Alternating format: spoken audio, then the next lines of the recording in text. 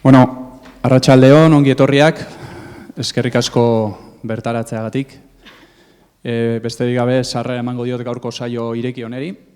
Saio ireki bat da, baina bazaudete pertsona batzuk hemen gonbidatuak zuzenean, beti ere udalarekin harreman zuzenagoa daukazuelakoan proiektu desberdinen baitan.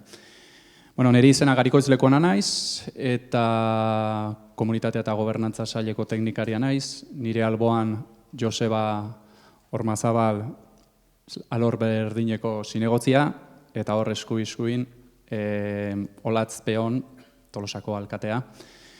Eta saio honen helburua hiru dira.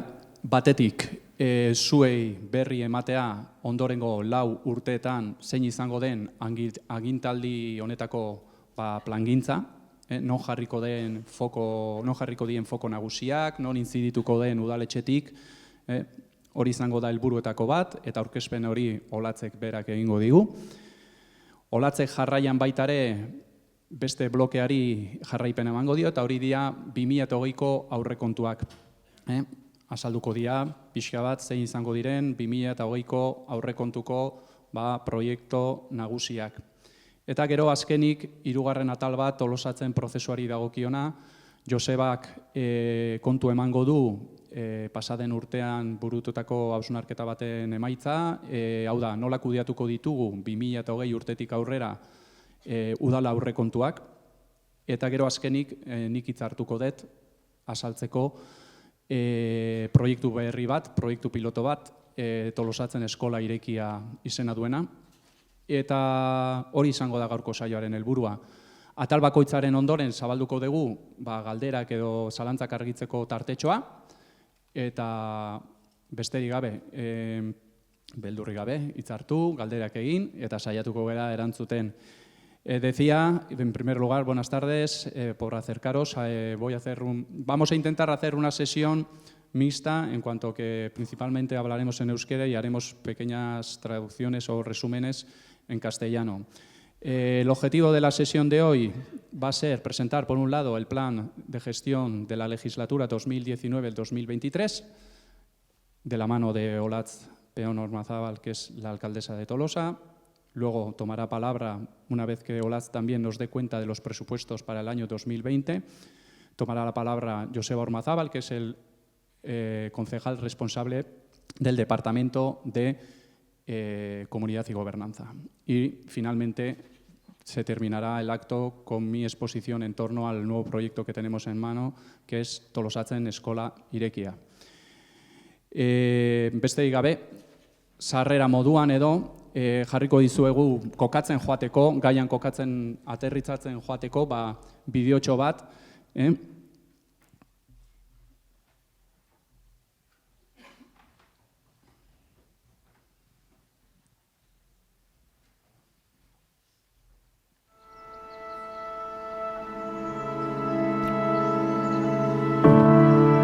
Badago amildegitik gauzak argiago ikusten dituenik. Baita bidean erantzunen bat edo beste topatzen duenik ere.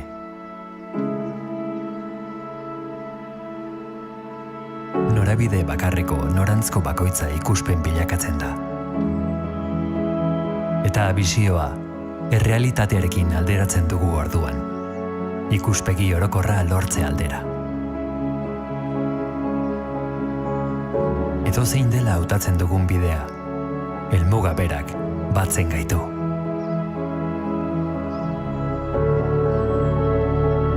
Pauso txiki eta zain txikiak dira guztietan interesgarrienak. Hoiek laguntzen baitute udalerria perspektibarekin irudikatzen.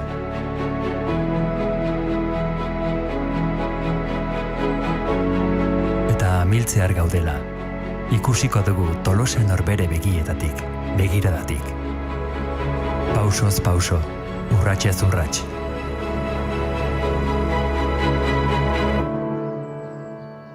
Eraiki dezagun batera egungo eta etorkizuneko Tolosa. Elkarrekin, Tolosatzen.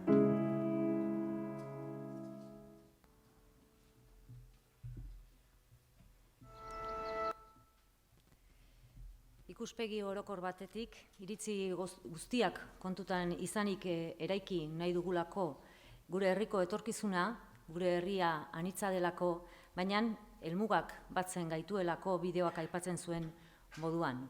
Horregatik, deitu zaituztegu gaur hona eta benetan eskerrak eman nahi dizkizuet gerturatu zareten herritar guztiei. Lanaren oinarrian herritarrak daudelako eta horregatik guretzak etorkizuna zuekin eta elkarrekin marraztea ezinbestekoa delako.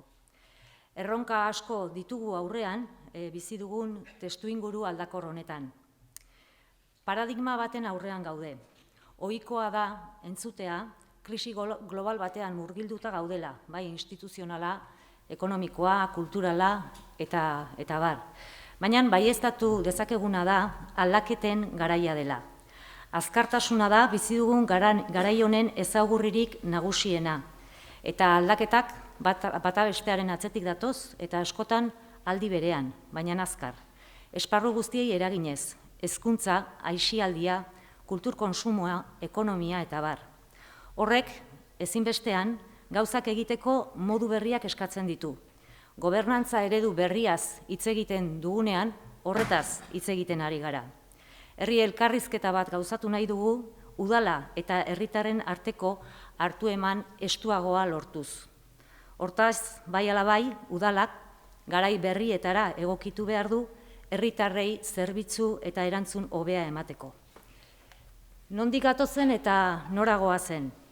2015-2019 legealdetik gatoz, orduan personak erdigunean kokatu genituen, eta herritarren partaidetza sustatzeko eta elkarlanean aritzeko Tolosatzen plan estrategikoa egintzen, eta baita Tolosatzen aurrekontu parte hartzaileak.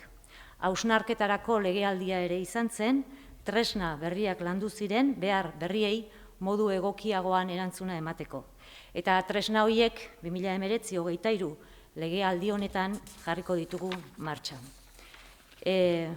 Eraginkorragoak izateko, udal egitura berri batean murgilduta gaude, gaur egunean udala 3 arlo nagusitan dago antolatuta, barne antolaketa alde batetik, herritarrak bestetik eta lurraldea bestetik.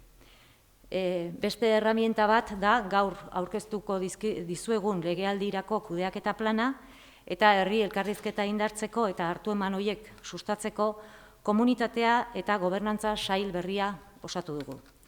Nos encontramos ante un nuevo paradigma, un mundo globalizado en continuo cambio, y nosotros no nos quedamos al margen de estos cambios. También nos afectan como pueblo y como sociedad. Los cambios se suceden uno detrás de otro o todos a la vez y con una rapidez nunca antes conocida. Cambios que repercuten en todos los ámbitos, en el ámbito de la educación, del envejecimiento, el consumo, la economía, la cultura y también las instituciones. Por ello, consideramos imprescindible adecuar la Administración a los nuevos tiempos, para responder mejor y de manera más eficaz a nuestra realidad y nuestras necesidades. Durante la pasada legislatura pusimos en marcha el proceso Tolosatzen para impulsar la participación y dibujar entre todos y todas la Tolosa del futuro. Y asentadas esas bases, hemos venido trabajando nuevas herramientas para lograr una mayor eficiencia y una relación más estrecha con la ciudadanía. Como es lógico, esas herramientas las hemos puesto en marcha ahora, a principios de esta nueva legislatura, y me estoy refiriendo a la nueva estructura organizativa del Ayuntamiento, que está organizado en 3 bloques, que se refieren a la organización interna, por una parte, al territorio en un segundo bloque y a la ciudadanía en un tercer bloque. El plan de gestión de la legislatura que presentamos ahora como una herramienta de trabajo importante y, por último, hemos creado el Departamento de Comunidad y Gobernanza para impulsar nuevos modelos de gobernanza basados en la participación, la cercanía y la transparencia. Reforzar el sentimiento de comunidad e impulsar las relaciones será prioritario y lo haremos dando continuidad a Tolosatzen por medio de nuevos programas que os vamos a ir explicando ahora más adelante.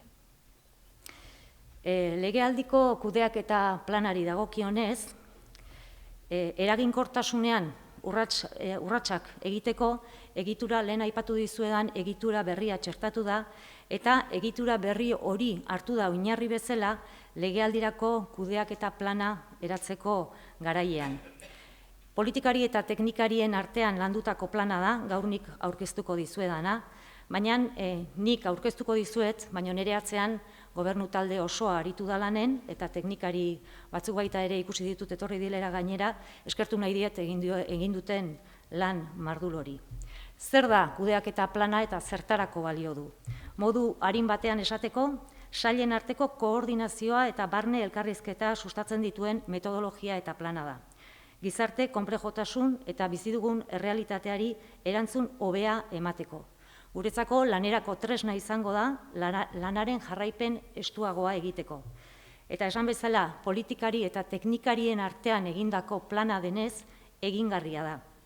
Datozen 4 urterako helburu estrategikoak markatzen ditu, helburu horiek gauzatu ahal izateko proiektu konkretuak eta proiektu horiek legealdian zehar kronograma batean jasota daude. Urtero, zer, noiz eta nola egin zehaztuko duen ibilbide horri bat. Gainera, 2017 eta 2027 tolosatzen plan estrategikoan jasotako proiektuak ere barne bilduta daude. Cuando hablamos del plan de legislatura nos preguntamos qué es y para qué sirve. Pues bien, es una herramienta de trabajo que nos ayuda a coordinar y a planificar los servicios que debe ofrecer el Ayuntamiento a la ciudadanía, marcar objetivos y prioridades, recoger todos los proyectos que vamos a realizar durante estos 4 años para cumplir esos objetivos que se han marcado. Todos estos proyectos están definidos en unos cronogramas anuales para saber qué, cuándo y cómo. Esto es importante porque nos va a permitir optimizar recursos y ser más eficaces para dar una mejor respuesta. Y la eficiencia cobra especial importancia en el contexto actual por la complejidad de los cambios a los que me he referido antes que estamos viviendo hoy en día. Por ello, las principales claves de esta legislatura serán 4. La eficiencia en la gestión, la protección social y la economía local, reforzar la comunidad y nuestra identidad y la sostenibilidad. Erronka potoloak ditugu aurrean, behar berriak ere sortuko dira, eta horiei aurre egiteko 4 helburu zehatz markatu ditugu. Eraginkorragoak izatea, gizarte babesa eta tokiko ekonomia lehenestea, komunitatea sortzea, herri elkarrizketaren bidez, eta herri jasangarria bultzatzea. Horiek izango dira gobernu talde honen lehentasunak legealdi honetan. Eta helburu horiek lortzeko zer egingo dugu. Banatu dituzten esku horri horietan dituzue arlo bakoitzeko helburu estrategiko guztiak eta aurrera eramango ditugun ekintza eta proiektu guztiak. Nik gaur hemen azalduko dizkizuenak dira funtsezkoak diren egitasmoak, ez ditut danak aipatuko bestela oso luze joko lukelako.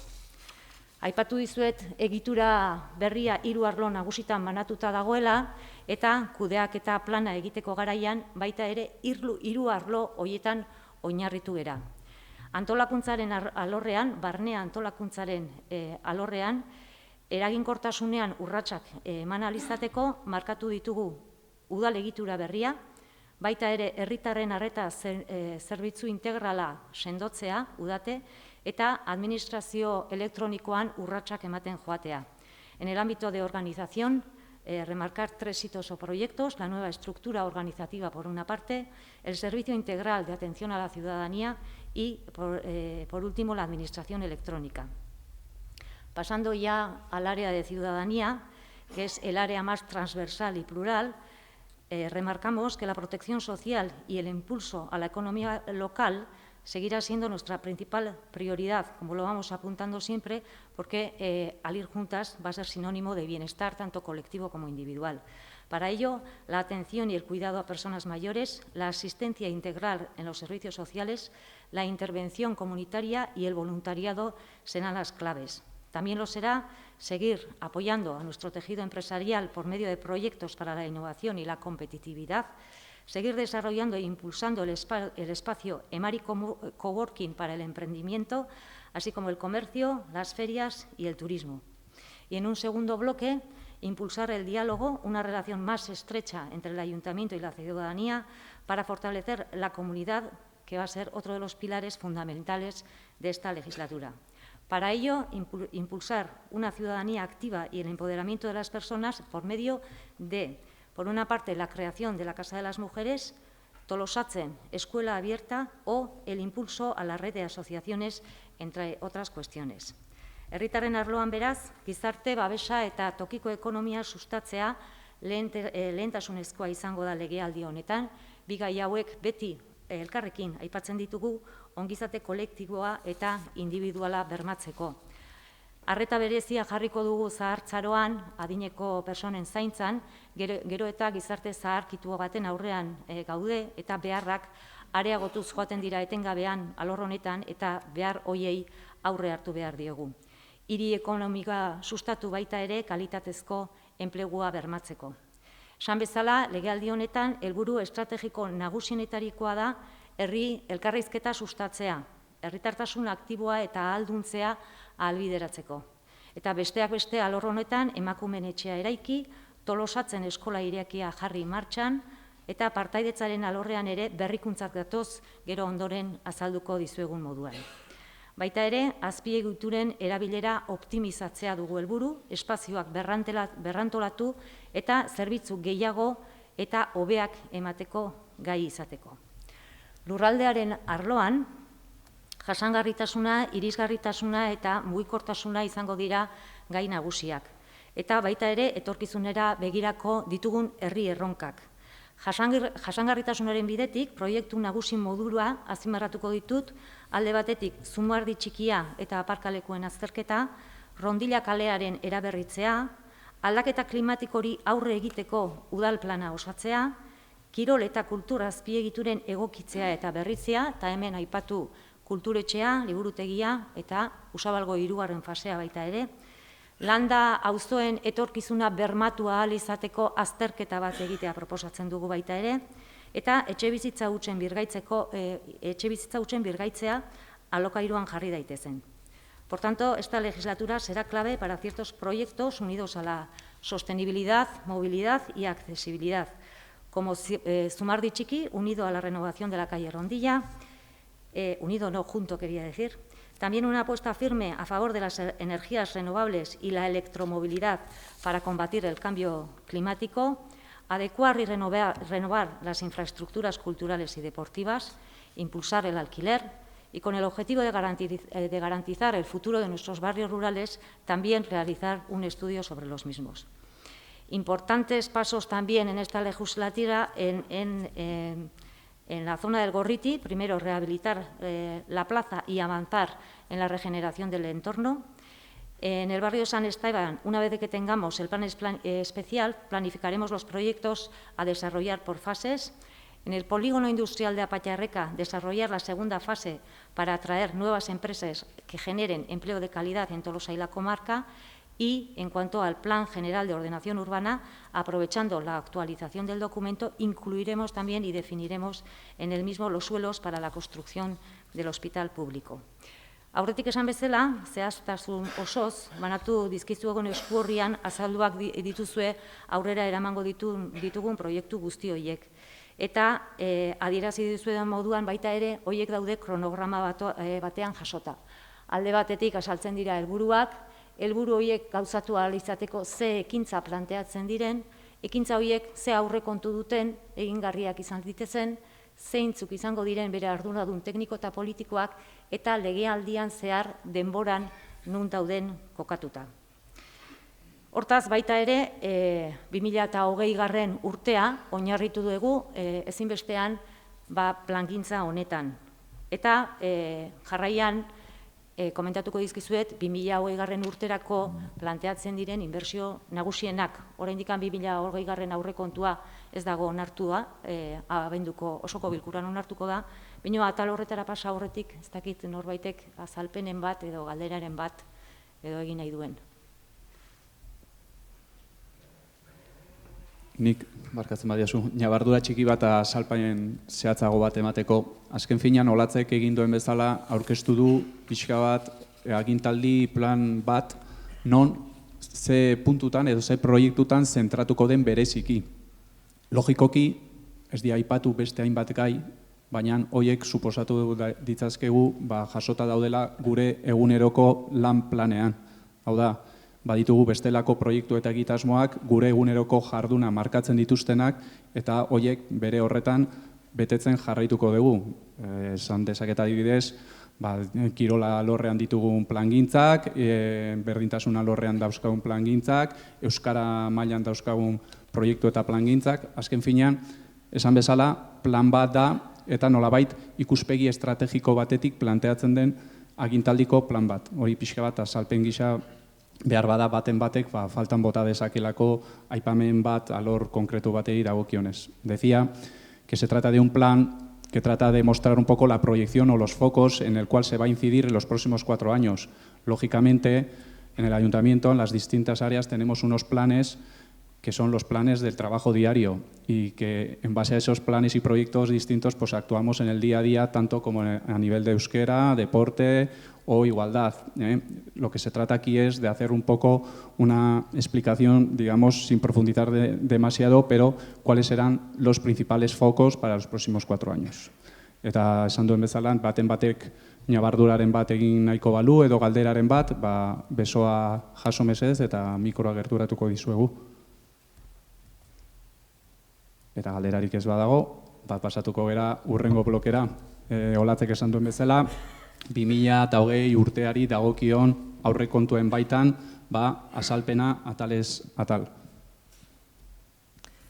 Bai, esan bezala, oraindikan proposamenan garaian gaude, oraindikan onartu gabe dagoelako, baina pintzelada orokor batian aurrekontuak, Tolosako udaleko aurrekontuak 27 milioi eta 375.000 eurokoa da, eta 3 arlotan banatzen baldin badetugu, ia 28% antolakuntzari dagokio, ia 28,11 lurraldera, eta ikusten zuten bezala, espazio gehiena hartzen duen alorrak herritarran alorra da.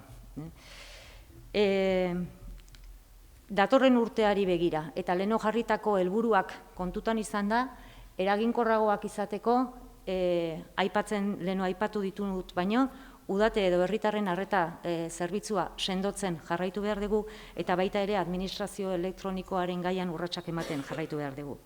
Gizarte babesa eta tokiko ekonomia sustatzeko, para garantizar la protección social e impulsar la economía local, se destinará en el presupuesto un 8,7% más para el Departamento de Servicios Sociales, que vienen a ser unos 204.000 euros más. La idea es poner en marcha el servicio nocturno y diurno en el centro de Abegui, municipalizar el servicio coordinando siempre con el sector del voluntariado, poner en marcha nuevas campañas de prevención contra la violencia de género, revisar la ordenanza para la rehabilitación de viviendas vacías para promover el alquiler y ofrecer nuevas alternativas, sobre todo a las personas jóvenes.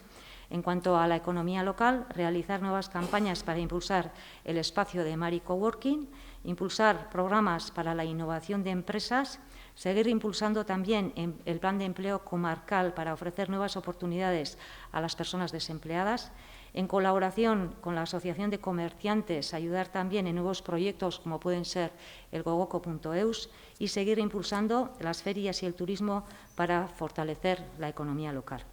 Herritartasun aktiboa eta ahalduntzea bultzatzeko, emakumeen etxearen lehenengo fasean sartuko ginekeia dagoeneko 2020 urtean, Tolosatzen eskola irekia martxan jarri, kultur eskaintzari buruzko azterketa bat egin nahi da 2020 urtean kontsumoa ohitura berriei erantzuteko, diru laguntzen ordenantza berrikusteko beharra ikusi da eta formazioa ere eskainiko da herriko elkarte eta taldeei diru laguntzen kudeaketan laguntzeko. Gobernantza ordenantza berri bat egingo dugu partaidetza, gardentasuna eta gertutasunari lotuta, eta baita ere planteatu da datorren urterako haur, nerabe eta gaztei buruzko plana egitea. Jasangarritasunaren alorrean berriz, aldaketa klimatikoari aurre egiteko plana datorren urtean burutuko da, eguzki plakak jarriko dira ferialekuan eta LED argiak kale argiztapenean, hiribus elektrikoa eta kargarako puntuak jarri nahi ditugu datorren urtean, dagoeneko plaiguak ja lantzen ari dira, kale garbiketan ere pleguak lantzen ari dira zerbitzua areagotzeko, kontzientzio kanpaina berriak konsumo arduratsuari eta garbiketari lotuta, eta mantenu lanei dagokionez, bi eremu bereizten dira, alde batetik eraikinen mantenua eta beste alde batetik kalearen mantenua, hor planifikazio berri bat egingo da, diagnostiko bat egin ondoren. ¿Cuáles serán las principales inversiones que vamos a realizar en el año 2020? Las obras para la renovación y mejora del centro Abegui para poner en marcha el servicio de día y de noche, un servicio profesionalizado siempre en coordinación con el voluntariado. La primera fase de la Casa de las Mujeres, este espacio será lugar de encuentro y empoderamiento para las mujeres de Tolosa y Tolosaldea. El Departamento de Igualdad se ubicará en este espacio y ofrecerá también diversos servicios. Se instalarán también placas solares en el ferial. Se acometerán las obras de la calle Lascorain y Guernica-Coarbola, ya que ambos proyectos ya cuentan con la aprobación de URA. Está previsto también renovar Paper Kalea y el suelo de la Plaza Euskal Herria. Y en cuanto a los proyectos que se van a realizar en el año 2020, para poder realizar luego el plan que hemos presentado antes, están el proyecto de Zumardichiki, unido al estudio de aparcamiento, el proyecto para la renovación de la calle Rondilla, el proyecto para la renovación de la Casa de Cultura y el estudio sobre el edificio que popularmente llamamos Sebendenea. Horiek dira, legealdi planean datorren urteari begira jasota ditugun proiektu estrategikoak. Bakit informazioa asko dala oso denbora gutxian, oso azkar naizela, baina ez dakit inorrek norbaitek zerbait esan nahi baldin badu orain ere aukera hori zabalduko dut.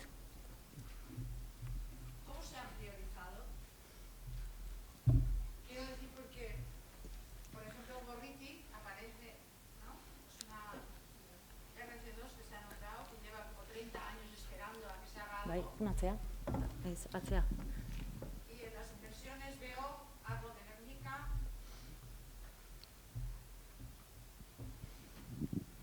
Atzeago. Atzeago. Bai, bai, hori da, herri erronkak.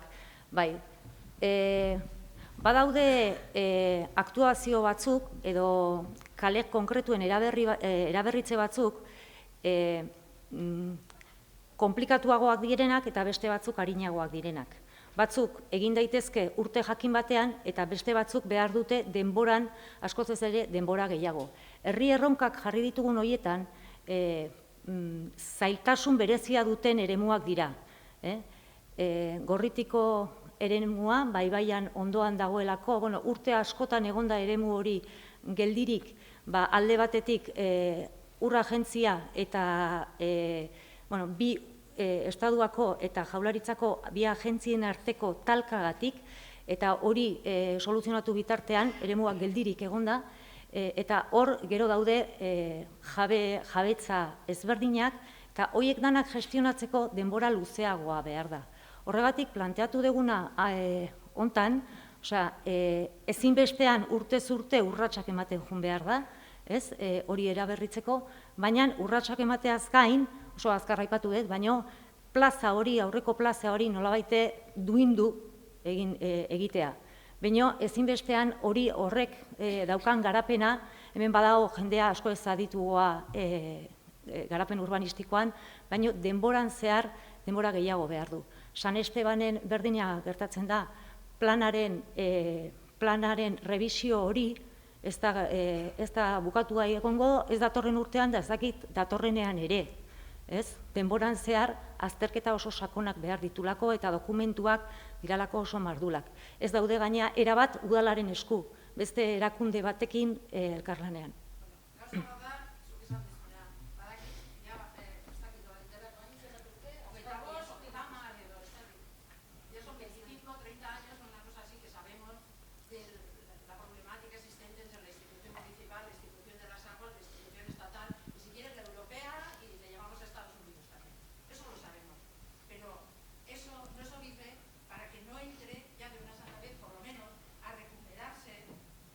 Dignamente la plaza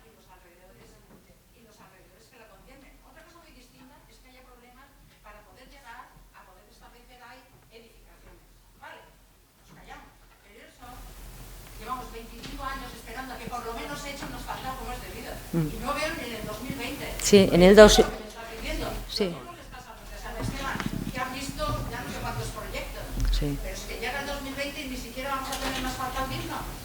Sí. He visto ahí que el lago de Guernica, en la calle de Ascurain, bueno, la Surencalea, Papercalea, supongo que, bueno, pues harán por lo menos los asfaltados y se le dará un embaldosado digno. Eso es lo que pedimos, hasta que solucionéis, hasta que sepáis, poneros de acuerdo todas las instituciones. Pero mientras tanto, nos tendréis que hacer algo, porque en el 2020 no lo veo tampoco. Y también hay preguntas del anterior, porque esto es un plan. ¿Y es un plan de intenciones o compromisos? Pili, lo he nombrado igual muy rápido, pero la propuesta para el año 2020, aparte de dar pasos en la regeneración de la zona de Gorriti, es dignificar la plaza. Para el año 2020, sí. No aparece, claro, todo no puede aparecer, baina, bueno, komentatu dut eta jasota dago.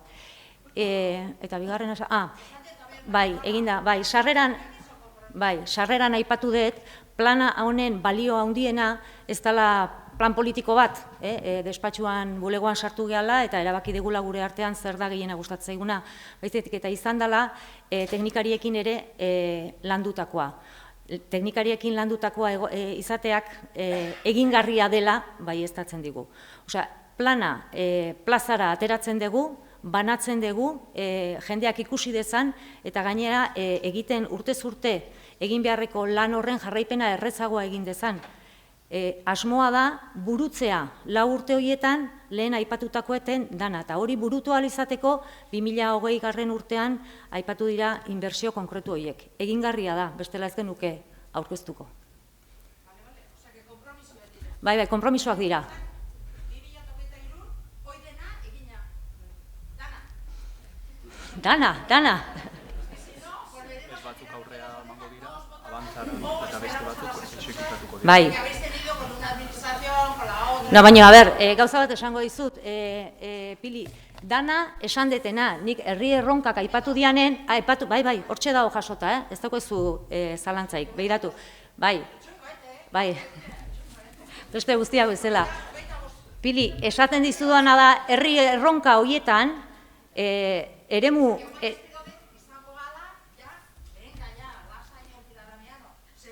Hombre, izango da, orain artere ere, egin batean saiatu gea gauzak egiten, baina aurreko legealdian eta aurrekoan ere, bueno, aurrerapen batzuk egin dira herrian. Modu guztietara, aipatu nahi nizun, badazpadare, herri erronka horietan, aipatu detela, pausoak ematen jutea, ze legealdi hontan teknikoki esan dugu ez dula denborarik ematen, erabat bukatzeko. Eta hori da jartzen duna dokumentuan, hori da aipatuetena, bai, oso ondo.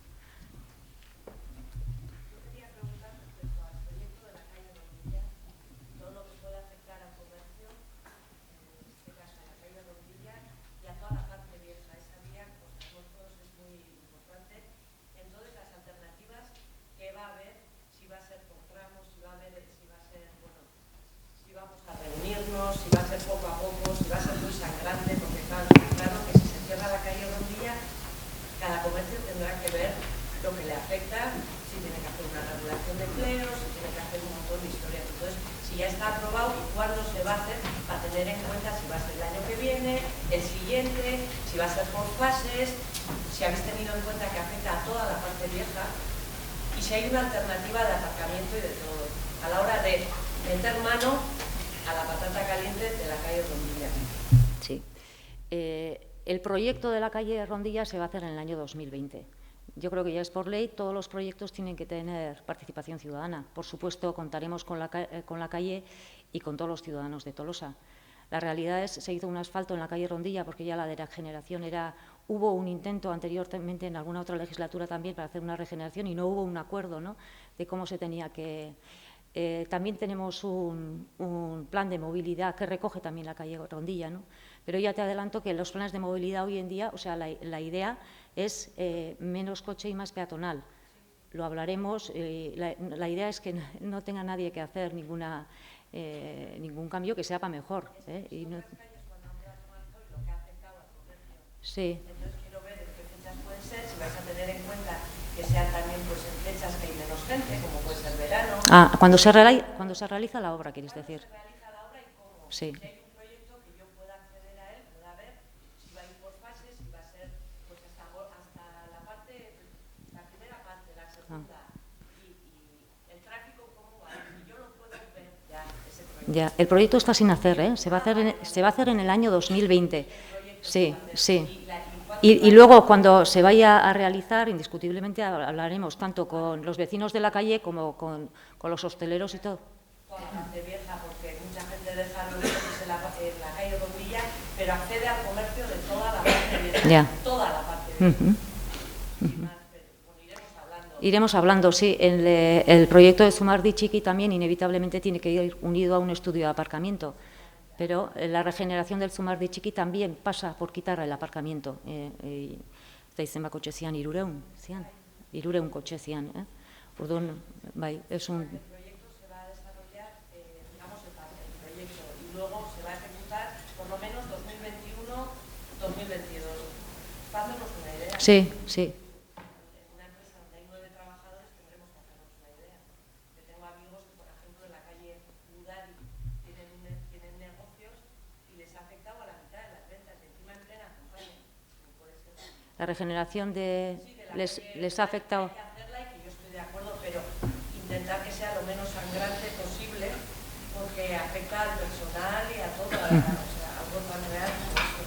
A tener más o menos personal para poder cubrir todos los gastos de la empresa. Pero yo confío en que habrá reuniones con comerciantes y bueno, y con el arrimo de todos podremos... Tanto a la hora de hacer el proyecto como a la hora de realizar la obra.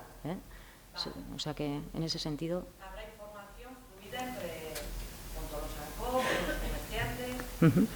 Con todos los sectores afectados de la calle. Ahí.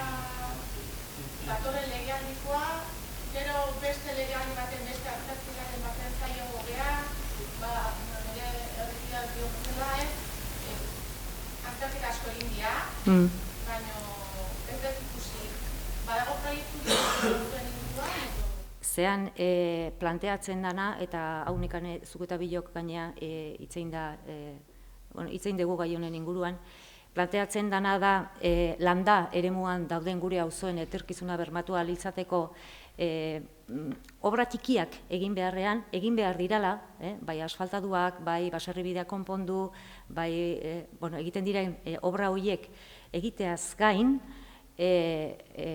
etorkizunea bere bermatu ahal izateko, agian badira erabaki estrategiko batzuk obra txiki horien baitan ez daudenak. Dirala etxe bizitzak gehiago sortu beharrote diran, edo beste nolabaiteko baliabideak behar dituzuen, eta horrek azterketa horrek emango digulakoan gaude. Orduan planteatzen dana da datorren urtean azterketa egitea. Azterketa noski landa eremuaren partaidetzarekin egingo da, eta gero dokumentua aurrean daukagunean jungo gea erabakiak hartzen.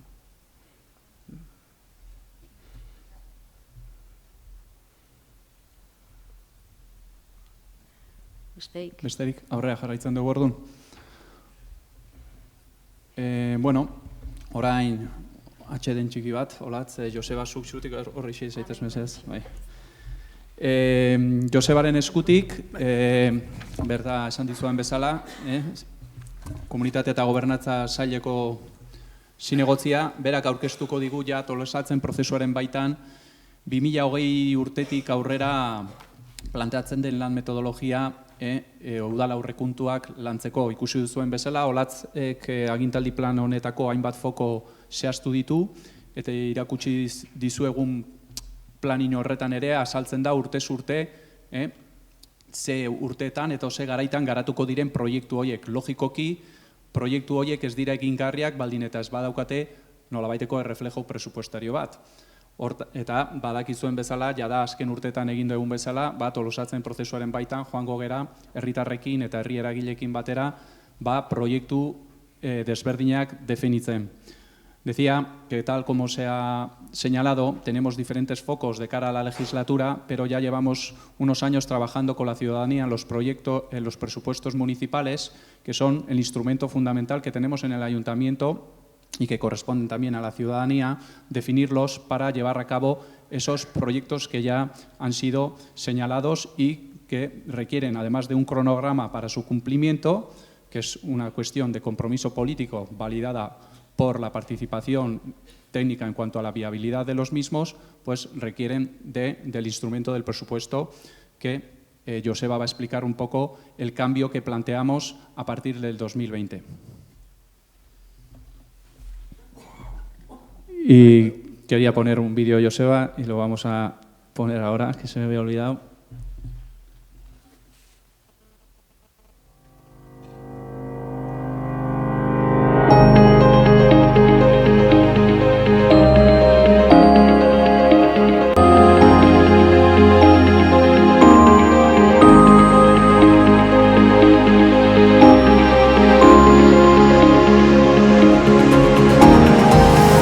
Tolosa es el municipio más avanzado en la coordinación e implicación técnica por parte del conjunto del personal. Tiene estructuras internas estables y participativas, razón por la que es reconocido en este eje por segundo año consecutivo. Como cabecera de comarca que es, tiene presente una visión comarcal y se coordina con el resto de municipios de Tolosa Aldea. Tolosa sabe que 1 más 1 son más que 2. Por este motivo, los valores que rigen el carácter transversal del municipio son el convencimiento sobre la forma de trabajar, la motivación, las ganas de cambiar y la seguridad de conseguir mayores y mejores resultados con su estilo de gestión. En estos momentos, está implantando el plan llamado Tolosatzen de planificación compartida con un horizonte temporal 2017-2027.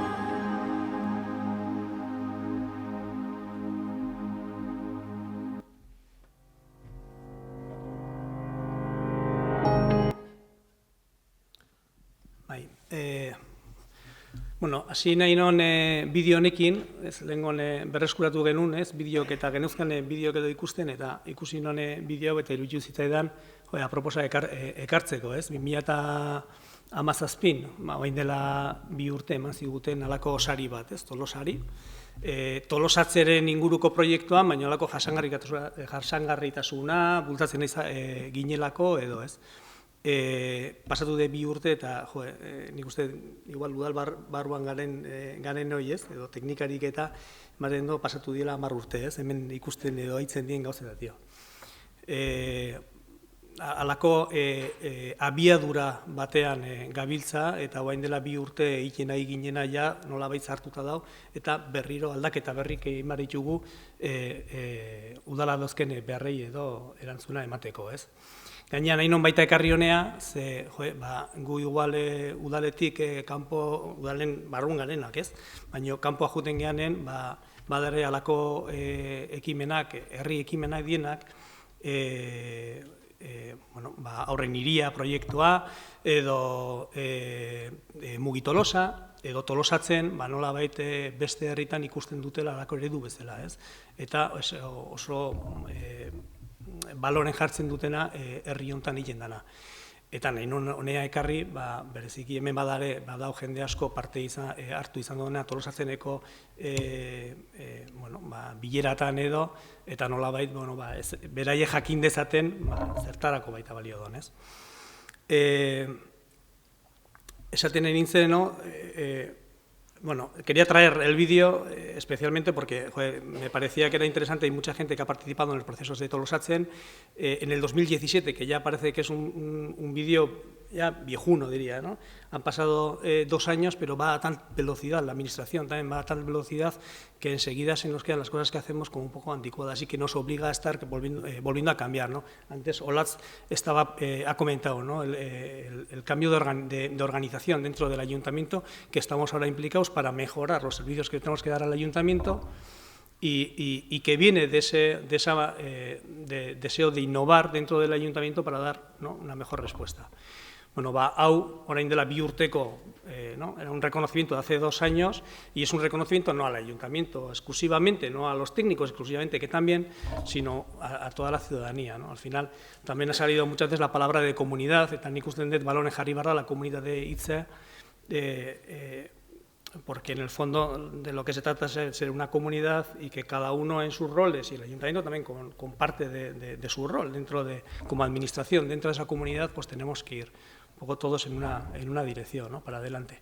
Entonces, retomo otra vez el hilo en ese concepto de innovación, innovazio aldaketa horiek egin behar direlako, aurten nolabait proposatu nahi dizuegu urrengo urtea begira, urrengo urtea, baina ikusiko duzue, hemen dio hilabete gutxi da hain naizela hitz egiten, aldaketa bat. Ez aurrekontuekin nola lan egingo deun edo aldaketa bat. Tolosatzenek nolabait, hasieran bazan halako herri plangintza bat edo egiteko, sortutako proiektu bat, baina azkeneko ja urtetan plangintza hori ja bageneukanan nolabait adostuta, idatzita, saiatzen ginen azan aurrekontu bat edo, Tolosatzen erabiltzen zen baita, halako monografiko bat edo egiteko, herritarren partaidetzaren bidez osatzeko, laguntzeko udalak zuzken ekintzetan, eta gainera eramateko aurrekontu batzueta eta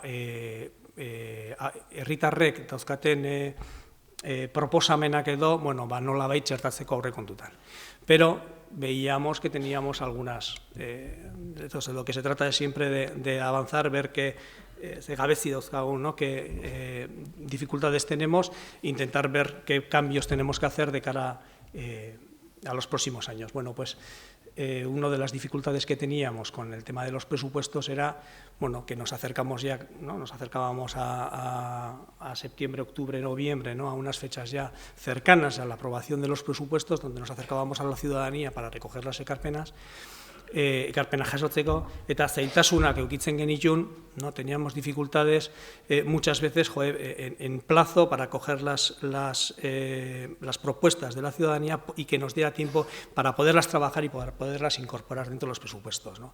Y además teníamos que concentrar muchas veces muchas reuniones en un plazo muy corto de tiempo. Entonces entendíamos que se hizo una reflexión dentro del ayuntamiento, udal barruan, egin zan alako, parte hartze prozesu batean egin genuen, pixkat, sail desberdinen iritziek, teknikarien iritziek eta politikoen ikuspuntua ikusita, ea nola aldatu genezaken. Eta nik uste eta hor dela, lehengo urtea, gainea hau egin dezakegula plangintza badagolako, agintaldi plangintza badagolako, eta zeatiz, planteatzen nahi gena da aurrekontuak urte hasieratik hastea. Lo que estamos pensando es planteando no trabajar los presupuestos en lo que es el final ya del año de cara a la aprobación de los presupuestos, sino trabajar con la ciudadanía desde el principio del año, ¿no? Entonces, pantailan ikusten de una esquema da un poco cómo vamos a dividir el trabajo de los presupuestos que luego os queremos invitar a participar, ¿no? En lo que sean los primeros meses del año, abenduaren inguruan nolabait udaletxetik en función del plan de legislatura que tenemos, marcaremos unos focos en los que el ayuntamiento ya tiene intención de trabajar, ¿no? Ya hemos dicho que teníamos ahí unos proyectos distribuidos a lo largo de toda la legislatura, entonces marcaremos cuáles son los focos, cuáles son los pasos que tenemos que dar con esos proyectos y ese trabajo interno lo haremos a principio de año. O sea que, ¿no? A los que estamos aquí del ayuntamiento tenemos que empezar ya a arrancar, vamos a aprobar unos y nos tenemos que poner ya con los siguientes. Zertarako, udaberrialdea herritarrekin eta eragileekin elkartzeko, ez?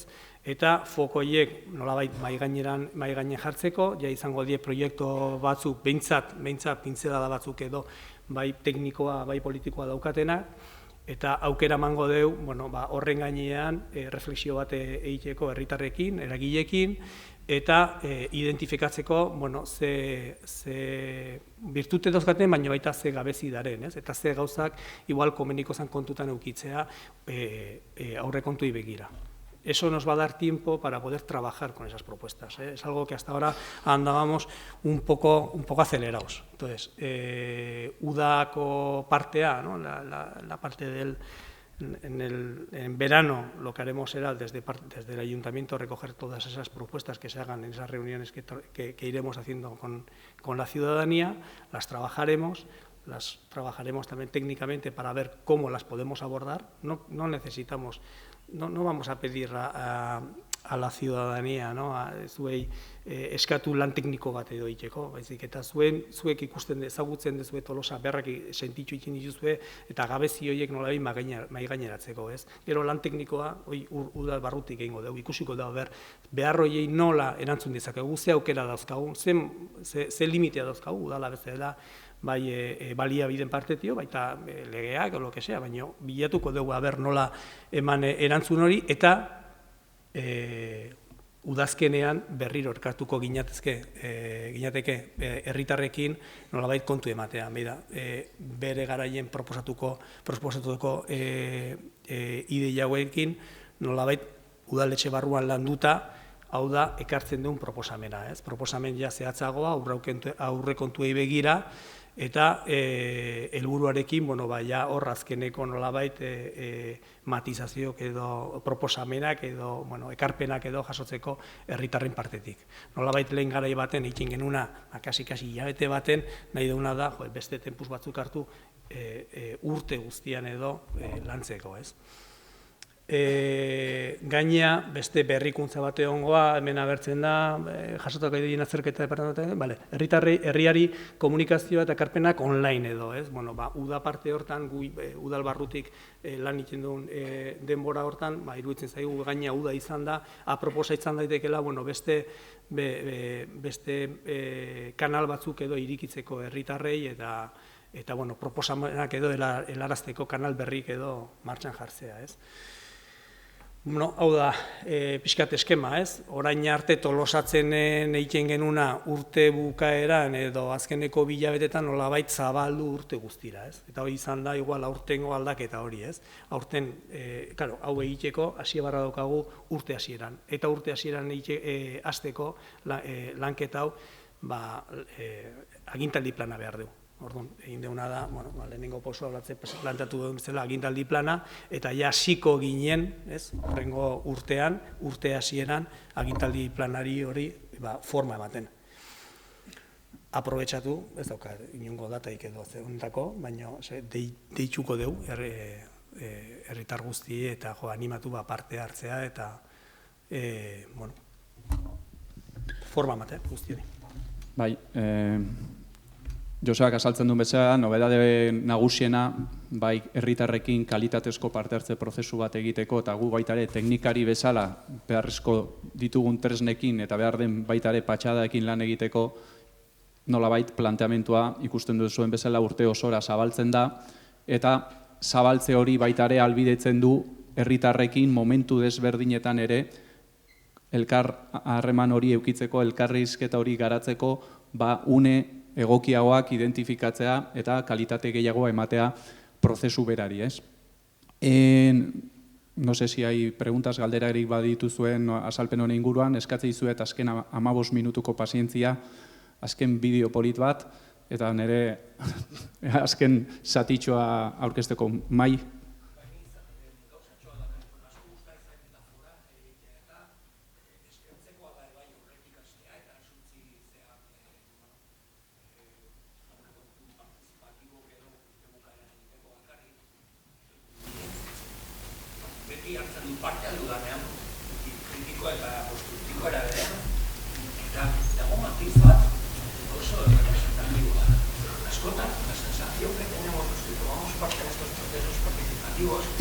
Estamos para sembrar, pero no para decidir qué sembrar.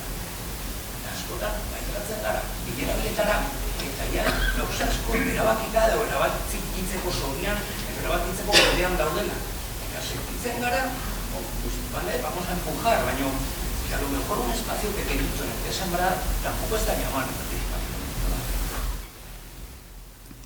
Ja, bueno, hemen ez da aipatu, Joseak ez du matiz hori aipatu. Hemen guretzat, eta baita teknikari ikuspegi batetik itzengo izu zintzoki, askotan ematen du baitare orain arte eginez ikasten nahi gara. Eta orain arte ematen zuen pixka bat baitare nolabaiteko karga bat bagenuena teknikariok markatzeko baitare ekintza, ez? Eta nik uste dut paradigma aldaketa importante bat hemen da batetik udalak eukitzea bere plangintza 4 urterako kontrastatu duna teknikariekin, baina hemen lehenengo refleksioa logikoki gobernutik abiatzen da, baina gobernutik abiatzen den plangintza hori kontrastatu behar da baita ere gainontzeko alderdiekin. Hau da, foko horiek kontrastatu behar dira maila politikoan, alderdi guztiekin, gero egin behar da kontraste teknikoa, eta aldi berean negu partean ere irekiera bat egin behar da herritarrekin mai jartzeko eta esateko. Bira, hau dire gure nolabaiteko behar nagusiak edo identifikatu ditugun behar eta aukera nagusiak. Zer iruditzen zaizue? Eta kontraste hori jada neguan egin beharko litzateke. Nik uste dut pixka bat zuk esaten duzunei erantzunez, eta noski ekarpen guztiak ondo datoz, baina neguko hausnarketa hori izan behar da impulsorako, impulso konpartitu baterako, kontrastatua eta baita ere herritarrarekin. Elkartzen gehanen herritarrekin eta entzuteko beraien proposamenak, udaletxe dio, eta tolosatzen proiektuan nolabait egie da eraman izan ditugula udalak dauzken ekimena. Iruditzen zaigulako behintzat hori zor degula, guk zertan ari garen hori mai gaineratzea, eta gero entzutea, eta entzute hortan, nik uste bai izaten dela normalen errezagoa, proiektu batzuen gainean nabarburak jartzea, bakoitzaren aportazioak jartzea, azkenen bakoitza badauke bere bizie eta ez dago udaletxe dauzken ekimen jarraitzen, baina baita irikitzen da espazioa, nolabait, proposamen berrik eta jartzeko. Eta nik uste mantendu egingo deula proposamen honetan, baina bai Tolosatzek zeuken berezitasun bazan bertan egoten dila teknikarik. Ze importantea da herritarra dozkaten proposanei horiek eta udaletxeari azaltzen diotenen halako kontraste tekniko minimo bat edukitzea, ez? Ze oso erreza izango zitzaigun guri politikoi, esaten baiezkoak edo esatea gero egingarriak ez dien proiektu batzuei, ez? Edo egin behar diena baino beste limitazio batzukin edo aldaketa batzukin, ez? Nik uste dut, badare espaziok aportazioa jasotzeko, kontraste teknikoak eukitzeko bertan gaina. Baina, sakonduko dugu, gehiago. Sakondu inbar dugu eta gaina, ez ditut hau aldaketa badala eta seguraski etorriko gea urrengo urten edo urrengoan, nolabait ikusi zatzeaka egiten nahi ginena eta proposatuz beste aldaketa bat egin behar dugu betzeko. Bai. Bueno, eta aztu zait, una de las novedades, berrikuntzetako bat da, beste urtetan ez dugu egin izan, pixka bat babestu nahi izan dugulako herritarra, beldur batzuk ere izan ditugulako, baina esperientziakin ikasten goaz eta entzuten baita ere herritarrak esaten digutena, eta saiatuko gera baita ere, aipatu den bezala, foro desberdinetan herritarrak eta teknikariaz gain, ordezkari politikoak ere bertan egotea. Da, orain arte ez dugu egin hori, no hemos hecho hasta ahora procesos participativos dentro de Tolosatzen con la presencia de representantes políticos y será algo que también vamos a intentar hacer a partir de ahora porque creemos que vamos aprendiendo todos y creemos que se dan las condiciones para dar el salto que muchos de vosotros y vosotras reclamáis todos los años. Eta azken atala nirea da, eta hemen nago DJ bezala atze aurrea, eta nik noski nire bideotxoa ekarri dut baitare. Eta orduan eskatzea izuet, arreta jartzea bideotxoan eta gero nire azalpena emango ditut.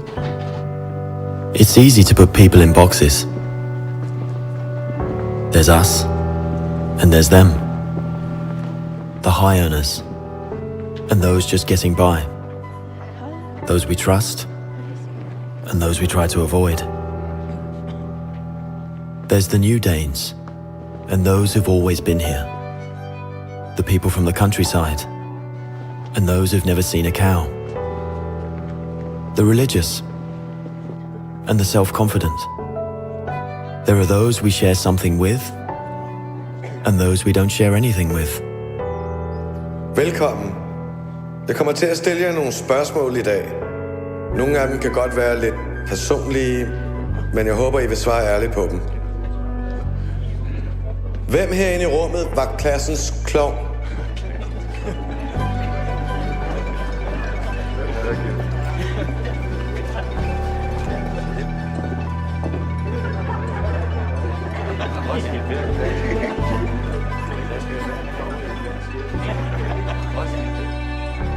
Hvem er bonusforældre?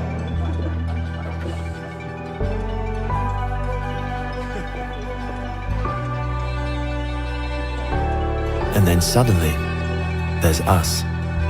We who believe in life after death. We who've seen UFOs. And all of us who love to dance. We who've been bullied.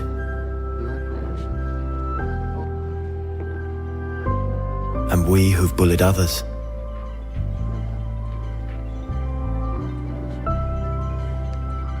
And then there's us, the lucky ones who've had sex this past week. We who are broken-hearted. We who are madly in love. We who feel lonely.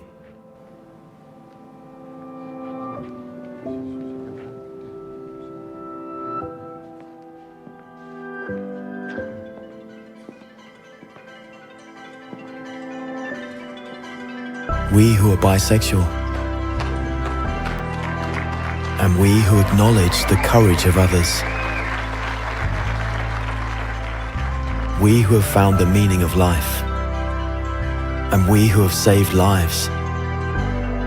And then there's all of us who just love Denmark. So maybe there's more that brings us together than we think. TV2 Denmark. All that we share.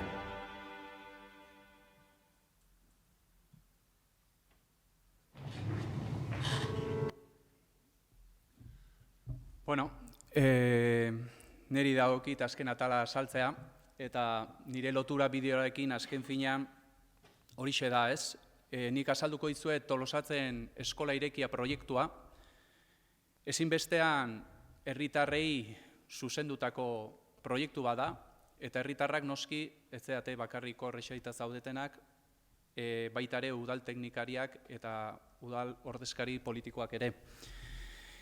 Bideoak esaten duen bezala, batzen gaituenari heltzea ezinbestekoa da, komunitatea sendotzeko.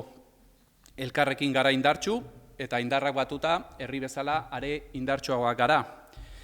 Eta Olatzek aipatu duen bezala, baloretako bat, agintaldi honetan izango da, elkarrezagutzarena, elkarrizketarena, herri elkarrizketarena, eta pertsona erdigunean jartzea.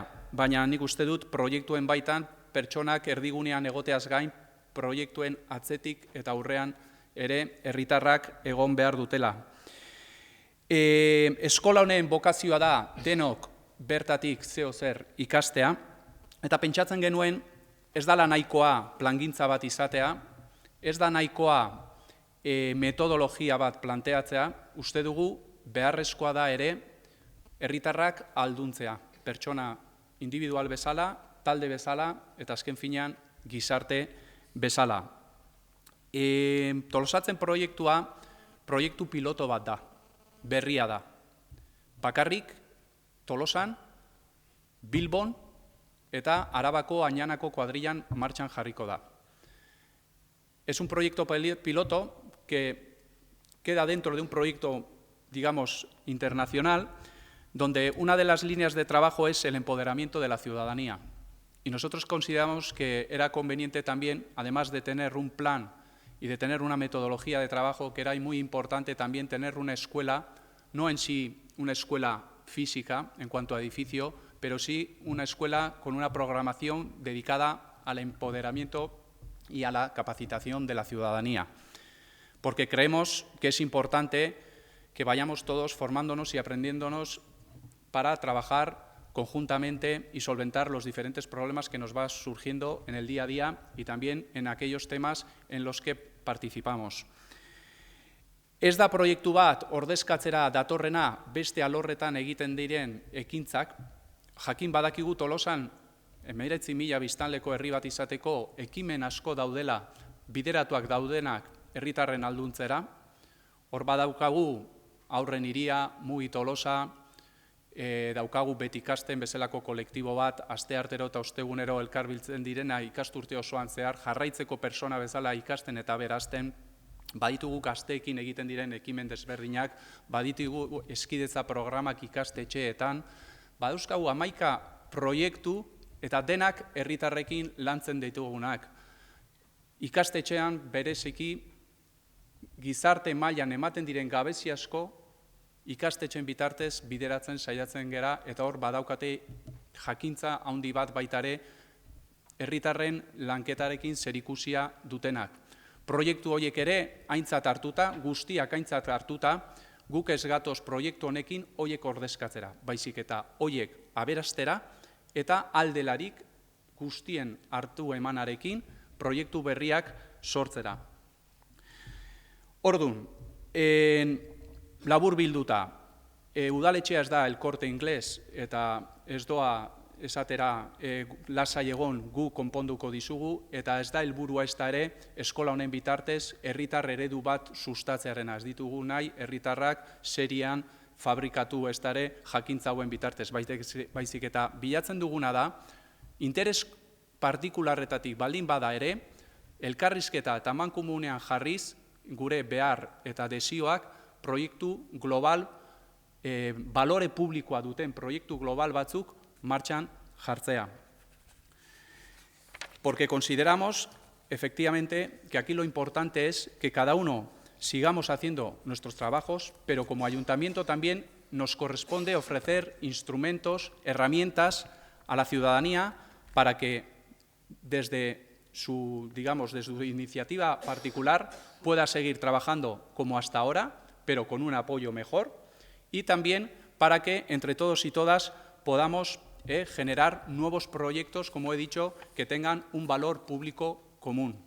¿Por qué? Porque consideramos que desde el valor público común también ganamos en cohesión social y creemos que eso también es un motivo para enorgullecernos. Bai. Ordun,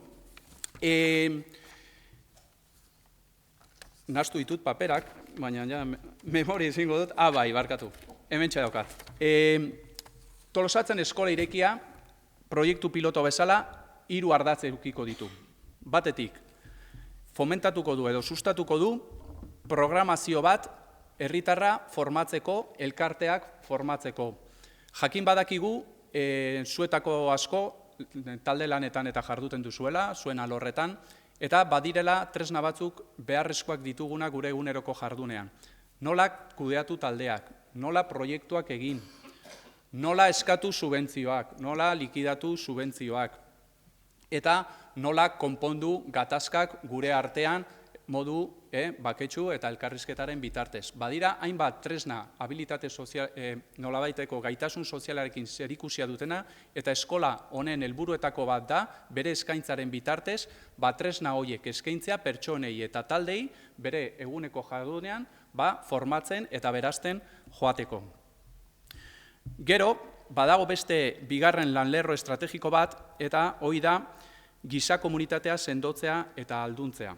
Generar fortalecimiento sociocomunitario, esan dudan bezala, saiatu beharko ginelako nolabait identifikatzen gure guztion artean, zenbait balore, herri balore identifikatzen gaituztenak, hoietatik abiatuz herri proiektuak garatzeko.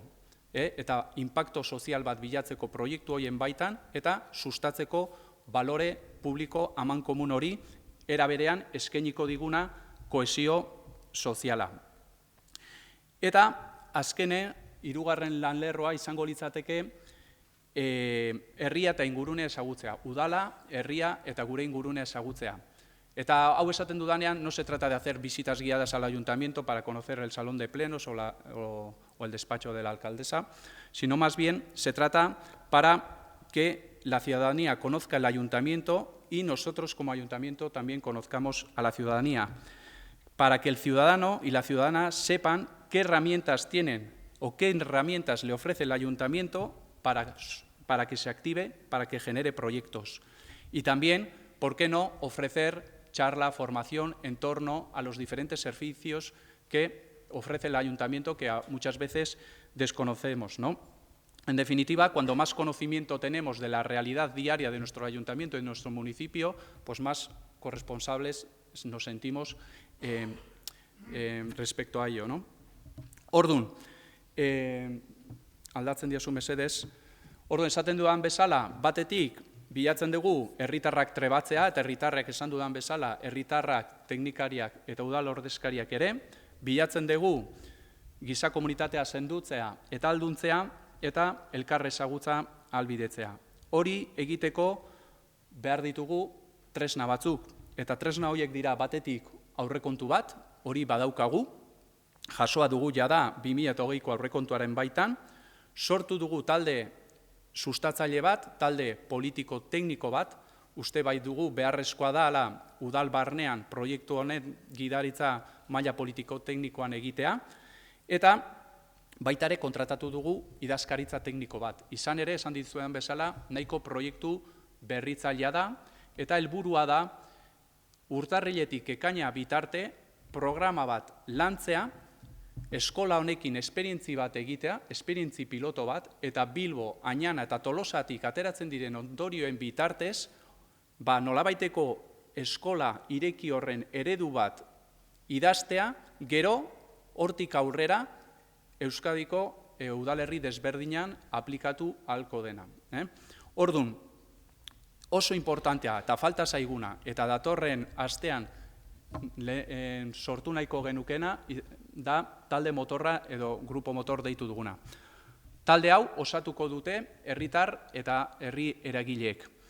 Esan dudan bezala, jada alor desberdinetan, persona desberdinak lanean ari zeate, bakoitzak bere programa eta proiektuekin, jakin badakigu beste asko ere badabiltzala eta akaso zailtasunak dituzte azaleratzeko beraien ekintzak eta beraien proiektuak, eta hoiei ere ahotsa eman nahi digu eta ikusi arazi nahi ditugu proiektu guzti horiek, eta horiek ere bertan egotean nahiko genuke, bertan egon beharko lukete baita ere begirada feminista duten pertsona edo herritarrak, bertan egongo beharko lukete aniztasuna sinisten duten pertsonak, eta noski beharrezkoa dugu Tolosako ikastetxe desberdinetako ordezkariak egotek. Zergaitik, azken finean eskola hau, nolabait, hezkuntza zibileko eskola bat izan nahi duelako, eta uste dugulako ikastetxeek duten jakinduria eta esperientzia oso importantea dela. Eta baita ere, ahalbidetu behar dugulako proiektu hau,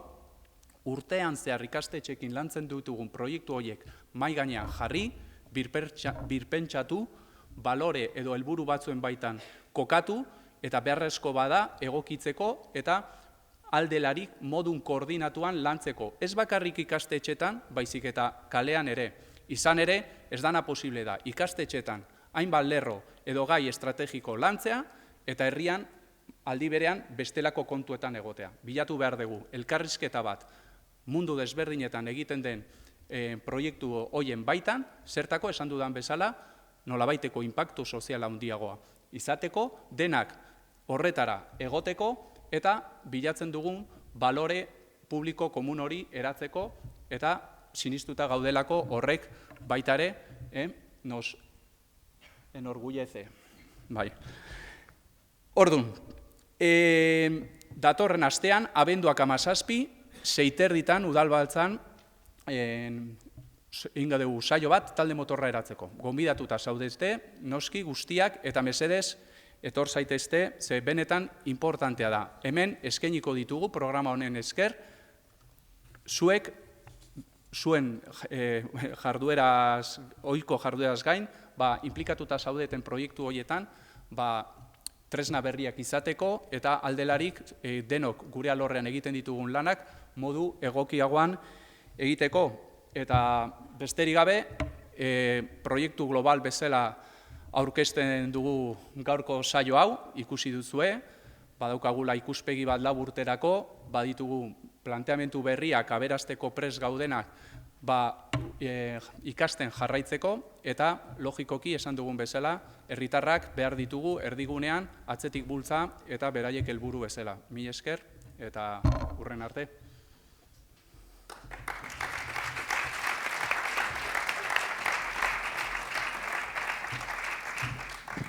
Eskerrik asko danai etortzeatik. Neke aurpegia daukazu, eraz, hurren arte.